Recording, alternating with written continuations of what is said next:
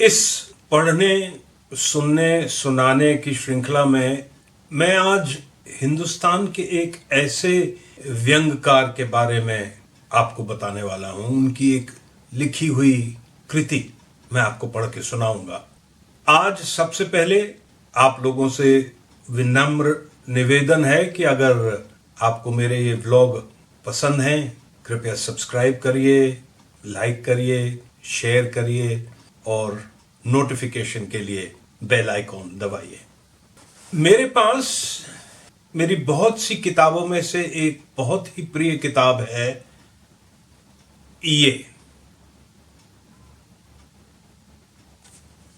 हरिशंकर परसाई जी की कृतियों का एक संग्रह, आवारा भीड़ के खतरे। हरिशंकर परसाई हिंदी के एक अन्यतम व्यंग्यकार थे। शायद ही हिंदी साहित्य की किसी अन्य हस्ती ने साहित्य और समाज में जड़ जमाने की कोशिश करती मरणोन्मुखता पर इतनी सतत, इतनी करारी चोट की हो। परसाई जी ने ये निबंध 90 के दशक में लिखा, अपनी मृत्यु से 4-5 साल पहले। आज का हिंदुस्तान जो आप देख रहे हैं, जहां पर गुंडों की आवारा भीड़ हमारी सरकार ने खुली छोड़ रखी है, तो ये शायद 2 या 3 भाग में आपको मैं पढ़ के सुनाऊंगा। एक बार में अगर पढ़ूंगा तो बहुत लंबा हो जाएगा। तो परसाई जी लिखते हैं, एक अंतरंग गोष्ठी सी हो रही थी युवा असंतोष पर। इलाहाबाद के लक्ष्मीकांत वर्मा ने बताया कि पिछली दीपावली पर एक साड़ी की दुकान पर कांच के केस में सुंदर साड़ी से सजी एक सुंदर मॉडल खड़ी थी। एक युवक ने एकाएक पत्थर उठाकर उस पर दे मारा, कांच टूट गया। आसपास के लोगों ने पूछा कि भाई तुमने ऐसा क्यों किया? उसने तमतमाए चेहरे से जवाब दिया, रामजादी बहुत खूबसूरत है। हम 4-5 लेखक चर्चा करते रहे कि लड़के के इस कृत्य का कारण क्या है, क्या अर्थ है, ये कैसी मानसिकता है, ये मानसिकता क्यों बनी? 20वीं सदी के उत्तरार्ध में ये सवाल दुनिया भर के युवाओं के बारे में उठ रहे हैं, पश्चिम के संपन्न देशों में भी और तीसरी दुनिया के गरीब देशों में भी। अमेरिका से आवारा हिप्पी और हरे राम हरे कृष्ण गाते अपनी व्यवस्था से असंतुष्ट युवा भारत आते हैं, और भारत का युवा लालायित रहता है कि चाहे चपरासी का काम ही क्यों ना मिले, अमेरिका में ही रहूं। स्टेट्स जाना यानी 24 घंटे गंगा नहाना है, यह अपवाद है। भीड़ की भीड़ उन युवकों की है जो हताश, बेकार और क्रुद्ध हैं। संपन्न पश्चिम के युवकों के व्यवहार और भारत के युवकों के व्यवहार के कारण भिन्न है। सवाल है, उस युवक ने सुंदर मॉडल पर पत्थर क्यों फेंका? हरामजादी बहुत खूबसूरत है, यह उस गुस्से का कारण क्यों? वाह कितनी सुंदर है, ऐसा इस तरह के युवक क्यों नहीं कहते?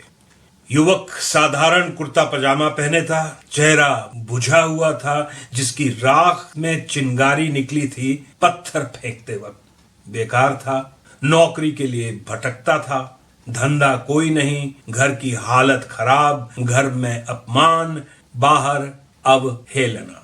वो आत्मग्लानि से शुद्ध, घुटन और गुस्सा, एक नकारात्मक भावना, सबसे शिकायत। किसी के अच्छे घर से घृणा होती है, सुंदर कार पर थूकने का मन होता है, मीठा गाना सुनकर तकलीफ होती है, अच्छे कपड़े पहने खुशहाल साथियों से विरक्ति होती है। जिस भी चीज में खुशी सुंदरता, सफलता, संपन्नता, प्रतिष्ठा का बोध होता है, उस पर गुस्सा आता है। बूढ़े सयाने लोगों को लड़का जब मिडिल स्कूल में होता है तभी से शिकायत होने लगती है। वे कहते हैं ये लड़के कैसे हो गए हैं, हमारे जमाने में तो ऐसा नहीं था। हम पिता, गुरु, समाज के आदरणीयों की बात सिर झुकाकर सुनते थे। अब ये लड़के बहस करते हैं, किसी की नहीं मानते। मैं याद करता हूं कि जब मैं छात्र था तब मुझे पिता की बात गलत तो लगती थी, पर मैं प्रतिवाद नहीं करता था। गुरु का भी प्रतिवाद नहीं करता था, समाज के नेताओं का भी नहीं। मगर तब हम छात्रों को जो किशोरावस्था में थे, जानकारी ही क्या थी। हमारे कस्बे में कुल 10-12 अखबार आते थे, रेडियो नहीं। स्वतंत्रता संग्राम का जमाना था, सब नेता हमारे हीरो थे, स्थानीय भी और जवाहरलाल नेहरू भी। हम पिता, गुरु, समाज के नेता आदि की कमजोरियों को नहीं जानते थे। मुझे बाद में समझ में आया कि मेरे पिता कोयले के भट्टों पर काम करने वाले गोंडों का शोषण करते थे। पर अब मेरा 11 साल का नाती 5वीं कक्षा का छात्र है।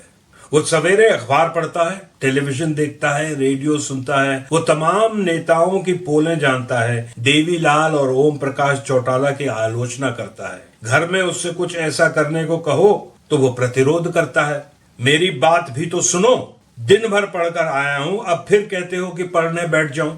थोड़ी देर नहीं खेलूंगा तो पढ़ाई भी नहीं होगी।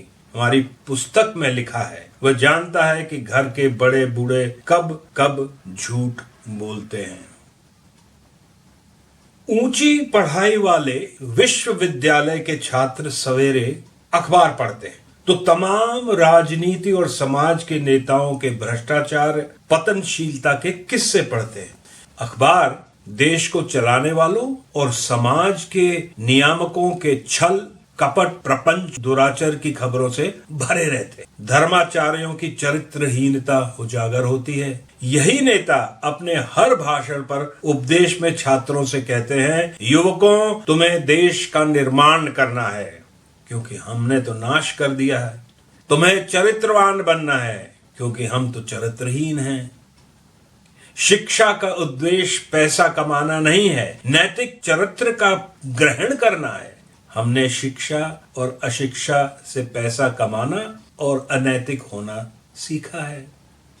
इन नेताओं पर छात्रों, युवकों की आस्था कैसे जमे? छात्र अपने प्रोफेसरों के बारे में सब जानते हैं, उनका ऊंचा वेतन लेना और पढ़ाना नहीं, उनकी गुटबंदी, एक दूसरे की टांग खींचना, नीच कृत्य, द्वेषवश छात्रों को फेल करना, पक्षपात, छात्रों का गुटबंदी में उपयोग। छात्रों से कुछ नहीं छिपा रहता। अब वे घरेलू मामले भी जानते हैं। ऐसे गुरुओं पर छात्र कैसे आस्था जमाएं? वे गुरु कहते हैं छात्रों को क्रांति करना है। वो क्रांति करने लगे तो पहले अपने गुरुओं को साफ करेंगे। अधिकतर छात्र अपने गुरुओं से नफरत करते हैं। बाकी का भाग 2 में। नमस्कार।